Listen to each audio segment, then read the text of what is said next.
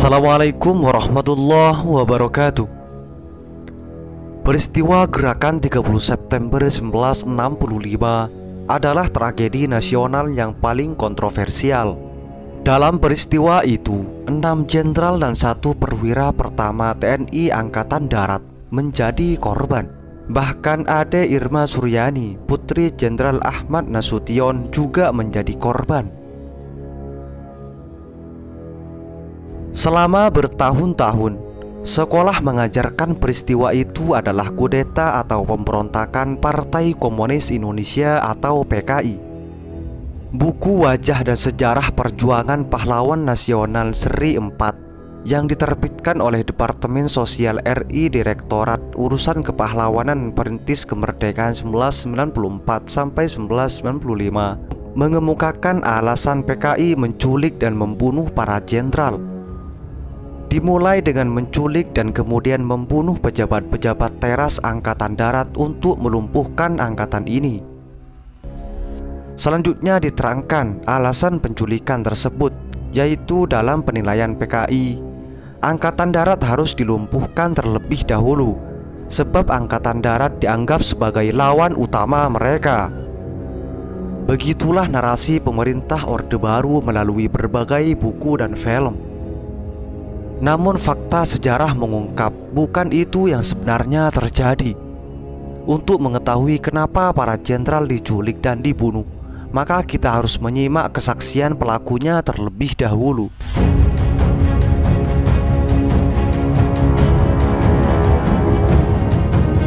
Peristiwa G30S dipicu dari kabar burung yang mengatakan adanya sekelompok jenderal atau Dewan Jenderal yang hendak mengkudeta Presiden Soekarno. Mengutip dari Jenderal TNI Anomerta Basuki Rahmat dan Super Semar, karya Dasman Jamaluddin, sebelumnya PKI telah melancarkan isu bahwa Dewan Jenderal akan merebut kekuasaan dari Presiden Soekarno dengan memanfaatkan pengerahan pasukan dari daerah yang didatangkan ke Jakarta dalam rangka peringatan HUT ABRI pada 5 Oktober 1965. Adanya isu dari PKI tersebut sebenarnya adalah buah dari konflik panjang antara Angkatan Darat dengan PKI. Dalam buku Tragedi Fajar karya Agus Salim disebutkan bahwa perseteruan Angkatan Darat dan PKI terjadi sejak masa revolusi kemerdekaan. Di tahun 1948 meletus peristiwa Madiun yang melibatkan para golongan kiri seperti PBI, Partai Buruh Indonesia, Partai Sosialis, dan FDR yang di dalamnya terdapat anggota PKI. Mereka diduga melakukan pemberontakan dengan cara mendirikan pemerintahan Uni Soviet Indonesia di Madiun. Oleh karenanya pemerintah gencar melakukan operasi militer. Penumpasan ini berhasil hingga kaum kiri tercerai-berai. Suhu panas PKI dan Angkatan Darat pun kian terasa. Jajaran Angkatan Darat merasa bahwa anti komunisme selalu melekat dalam kesatuan dan diri masing-masing perwira.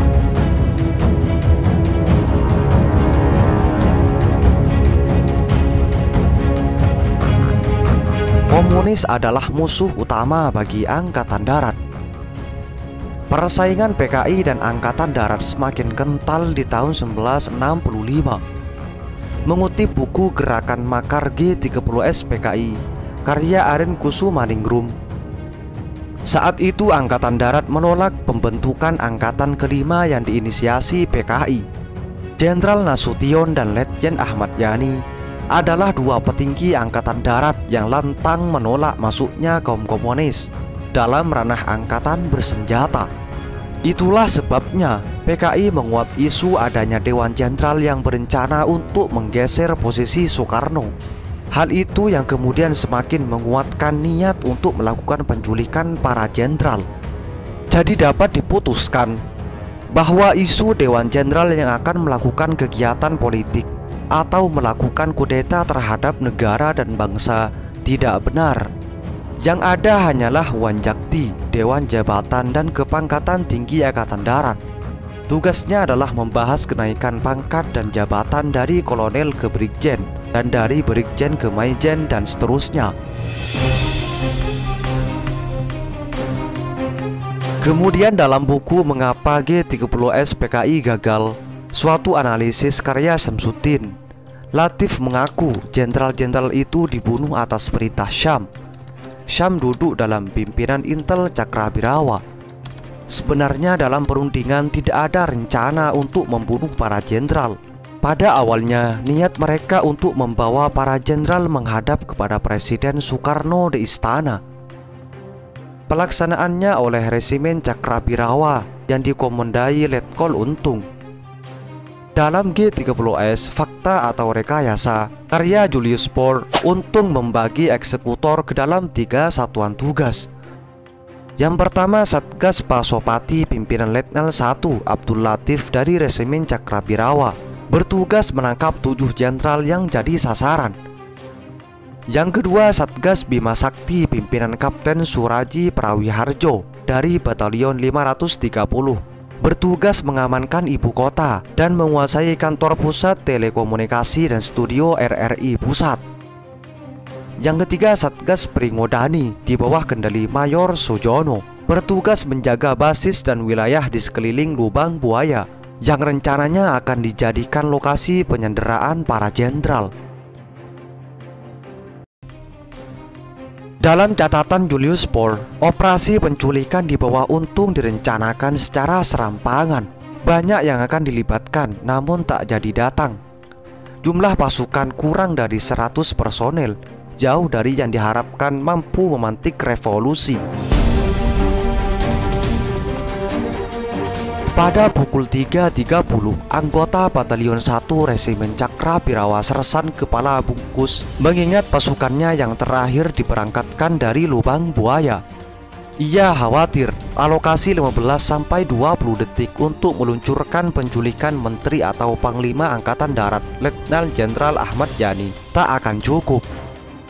Saya sendiri berpikir, kok hanya 20 menit? Peluangnya pasti singkat sekali. Meski begitu, saya tidak lupa. Perintah jelas. Saya mendengar langsung dari Letnan 1 Abdul Latif, tangkap sasaran, hidup atau mati, kata Bungkus. Letnan 2 Arif mengaku instruksi itu datang dari Syam. Syam menginstruksikan bila mengalami kesulitan menghadapi para jenderal diambil hidup atau mati. Sesampai di kediaman Yani di Jalan Lembang, Jakarta Pusat, Bungkus dan rekan-rekannya segera meminta Ahmad Yani ikut dengan alasan akan dibawa ke hadapan Presiden. Ahmad Yani pun meminta waktu untuk mandi dan berganti pakaian. Bungkus dan rekan-rekannya menolak permintaan itu dan mereka marah. Ahmad Yani menampar salah satu prajurit dan mencoba menutup pintu rumahnya. Salah satu prajurit melepaskan tembakan dan mengenai Ahmad Yani hingga membunuhnya.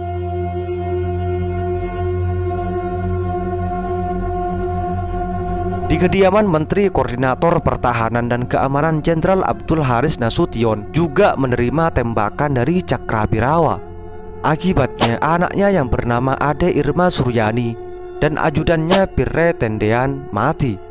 Sedangkan Jenderal Ahmad Nasution berhasil menyelamatkan diri dengan memanjat tembok belakang.